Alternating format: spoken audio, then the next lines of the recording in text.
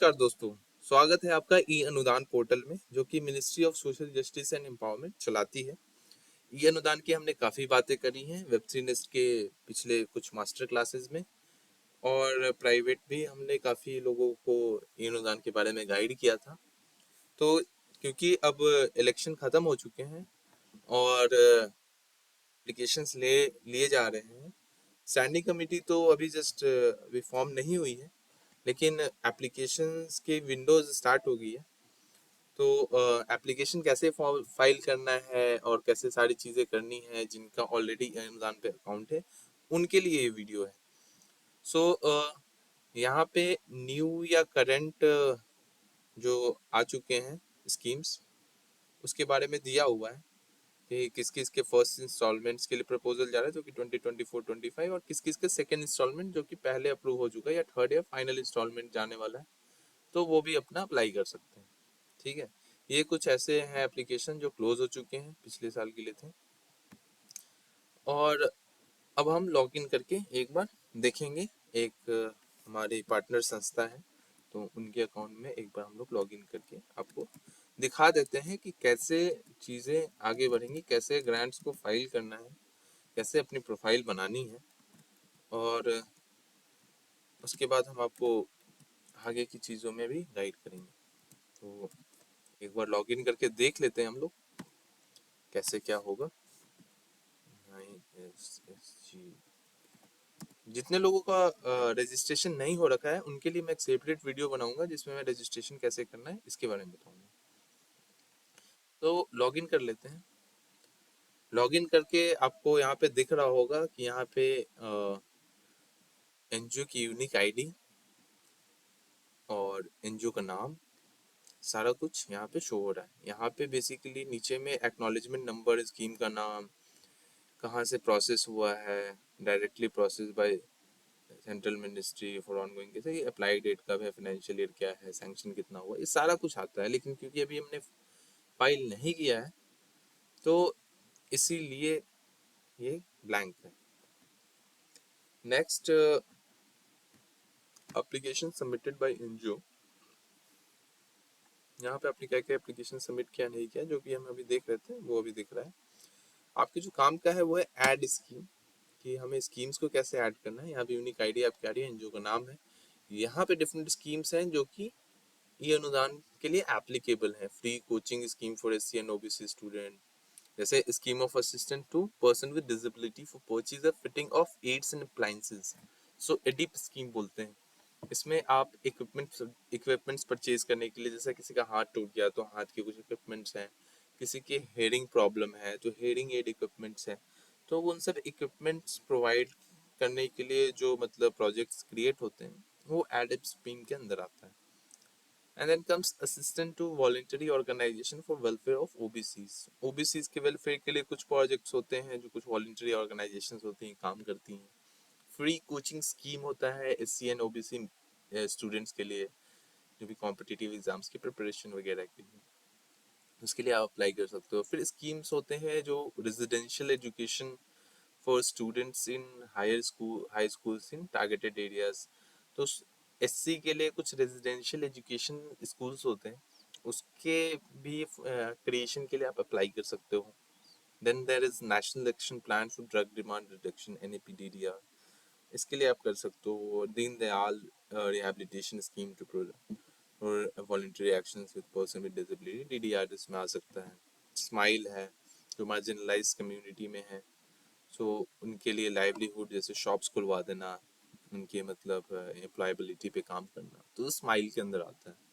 And there is then शिष्टा मूड 1 and national action plan for senior citizens की आपको उनके रिहेबिलिटेशन, उनकी केयर गिविंग के लिए आप प्रोजेक्ट कर सकते हो। सो ये था डिफरेंट स्कीम्स। आप जिस जिस भी स्कीम्स में काम करना चाहते हो तो वो यहाँ पे ऐड कर सकते हो। मैंने एक्चुअली ये अवेलेबल स्कीम्स के पास आता है, क्योंकि मैंने ऐड कर दिया है, तो इसलिए वो रजिस्टर्ड स्कीम से आता है। तो आपके लिए अवेलेबल स्कीम से ये सब सारे कुछ आएंगे। यहाँ पे आप जैसे जैसे बटन दबाओगे, यहाँ पे रजिस्टर्ड स्कीम्स हो जाएंगे, then you have to just submit it. ठीक है, क्योंकि मैंने ऑलरेडी सबमिट कर दिया था, तो नो चेंज इन स्कीम, नहीं तो वो चेंज हो जाता। ठीक है, आगे हम आते हैं आगे बैंक डिटेल्स भरना होगा, जिस बैंक डिटेल्स में जो आपके एनजीओ का ऑफिशियल बैंक अकाउंट है जिसमें मतलब प्रोजेक्ट होगा, सो उसके आपको सारे डिटेल्स भरने होंगे कि state, district, bank name, branch name, scheme name, किस स्कीम में से उसमें पैसा आएगा, मतलब किस किस स्कीम के लिए आपने अप्लाई किया है, वो आप यहाँ पे कर सकते हो।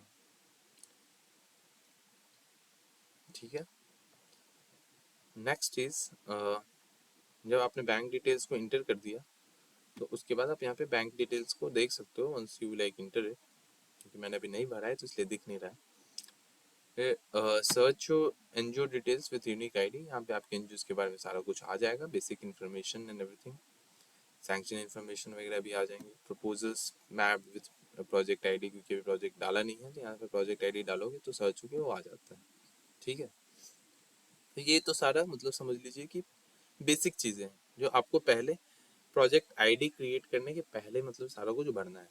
ठीक है। स्कीम्स ऐड करना है, बैंक डिटेल्स ऐड करना है। उसके बाद जो भी स्कीम, जैसे मैंने यहाँ इतनी सारी स्कीम्स ऐड किया, मान लीजिए फॉर एग्जांपल दीनदयाल दिव्यांगजन रिहैबिलिटेशन स्कीम DDRS, तो DDRS पे अगर अप्लाई करना है तो एप्लीकेशन फॉर्म, ठीक है, एप्लीकेशन फॉर्म, क्योंकि प्रोजेक्ट को हमें सर्च नहीं करना, सर्च हम यहाँ से कर सकते हैं, प्रोजेक्ट आईडी क्रिएट करनी है तो ये हम यहाँ से सीधा सीधा क्रिएट प्रोजेक्ट आईडी कर सकते हैं। यहाँ पे आपसे पूछा जाएगा कि आपका प्रोजेक्ट ऑनगोइंग है, चल रहा है या नया है।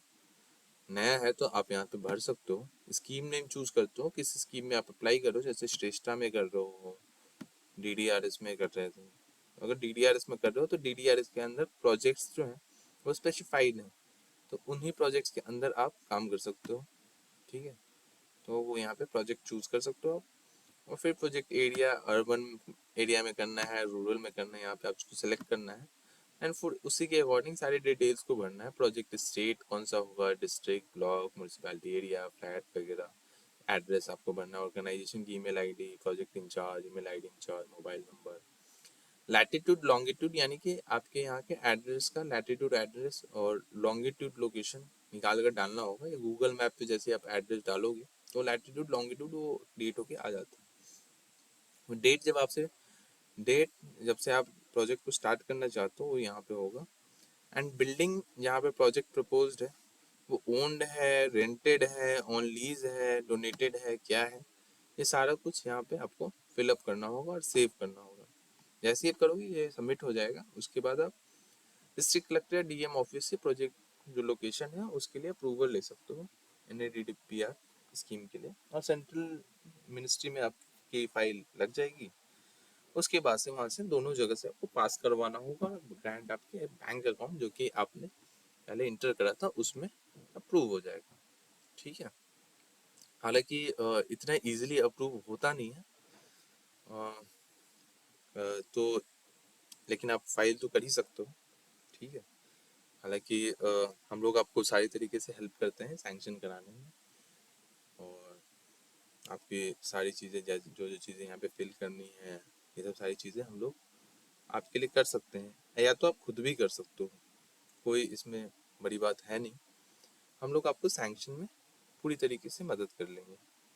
आई थिंक कि बेसिक चीज़ मैंने यहाँ पे कवर कर दी है।